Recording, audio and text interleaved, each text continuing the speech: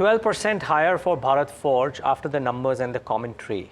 It was circa 9th February 2024 when they sounded the bugle of caution for the world economy, and the stock had come off. It's recovered all of that and how, and the commentary about how they've ended is pretty strong as well, as are the results. Amit Kalani, Vice Chairman and Joint MD of Bharat Forge, joins in right now to talk about what went behind the quarter and the year and the outlook ahead. Amit, great having you. Thanks for taking the time out. Good afternoon.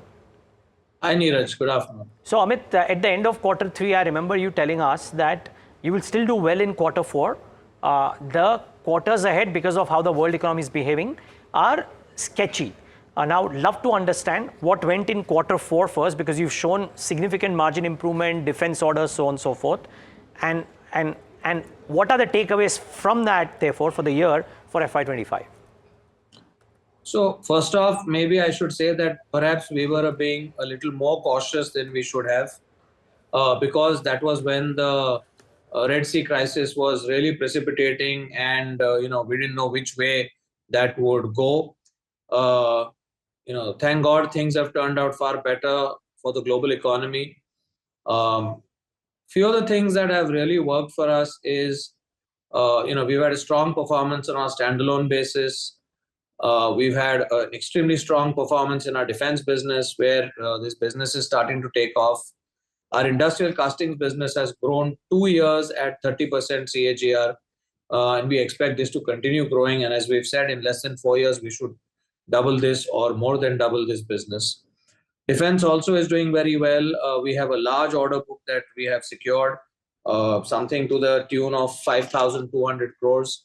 This is both for existing business, existing products, new products, existing customers, new customers, and this is all majorly exports to be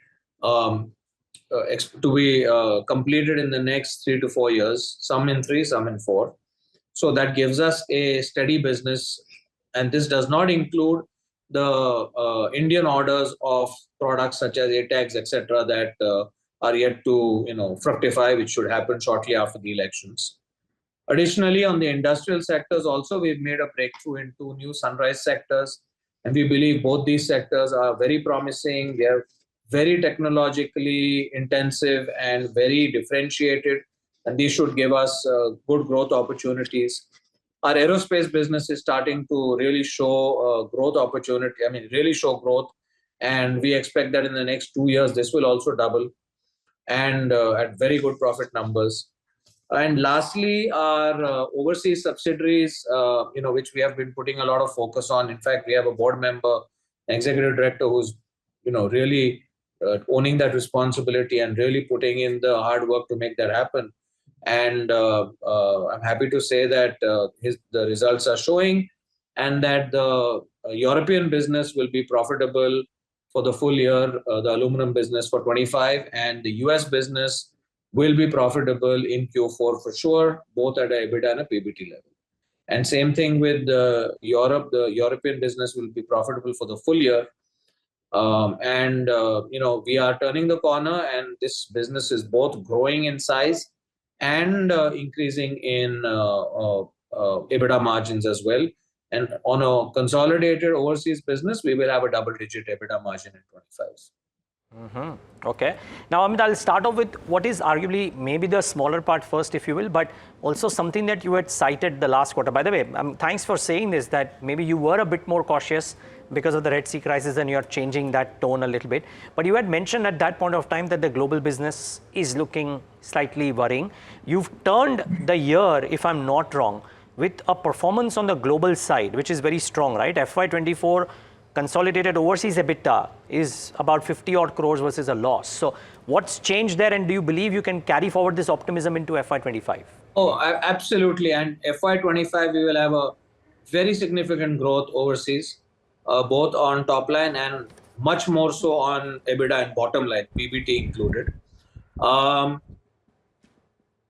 Just to correct what I said on the optimism side, it's not just us, it's even our customers who are being a little more optimistic, but we have won a lot of new business, we have gained market share, and we have got new business from our existing customers as well. and broken into a few new customers. So we see tremendous new growth opportunities, and having JS Auto and ISML in our fold is allowing us to offer tremendous new products to our customers and satisfy them even more. So that's another very satisfying feature for both our customers and for ourselves.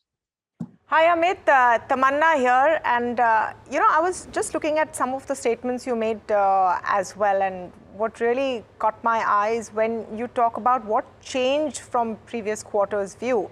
You say maybe you were a little too cautious, but on the other side, you also say there was a tremendous order flow from business moving to India from China and Europe. And Yes. I found that very interesting. Can you elaborate on that? Because is that a trend which is still on? We talked last time about the China plus one kind of a piece moving forward for Bharat Forge. Is that fructifying? Can you give us a sense there? Yeah, clearly the China plus one is only just starting, Tamanna, for India. I think the next 3 to 5 years will see tremendous opportunities. But these are opportunities that will be encashed by companies which have significant technology, ability to deliver with capex, with differentiated technology platforms, and with ability to move from components into sub-assemblies and products as well. Okay. Because there's going to be a migration of manufacturing from Europe into India, and European customers migrating their sourcing from China into places like India, because India is offering three things. They're offering a conducive environment, they're offering growth, and they're offering a cost competitive manufacturing location. I'm just wondering, when you're saying that the China plus one has just begun, right now there is talk of a Chinese resurgence, a Chinese economic resurgence. Does that skew that view at all? Or is that a sort of a challenge or a headwind to that view? No, not at all. See, a Chinese resurgence is good for Chinese companies because then it doesn't make them so reliant on exports. But it's very clear that the US and Europe have made a conscious decision that they have to have a balanced sourcing between China and the rest of the world. And in fact, the US is moving away from China as far as sourcing is concerned, very consciously. Just wanted to get a sense of the defense piece for Bharat Forge. You had earlier said that revenue will be about 2,500 crores in the next couple of years. Do you see that on track? Do you see things picking up post-elections? So we are, I'm convinced we are on track for that. In fact, our reliance on only India for the defense business is now reducing because we're having an opportunity to be a global company. We're pursuing that very aggressively. And I think that our products, we have a wide variety of products which will serve many different customers. And because we own all the technology ourselves, we can configure products which can be unique to each market and make them competitive. So I think that's a big advantage, and that's one of the big advantages that our customers globally see, that here's someone who has the engineering and the manufacturing capability, including the entire value chain under one umbrella, right from steel to all the forge components, the mechatronics, the embedded systems, controls, assembly capability, and at large scale with high volume, fully vertically integrated, so that gives them a speedy recovery, speedy service, and the flexibility to get products customized as well.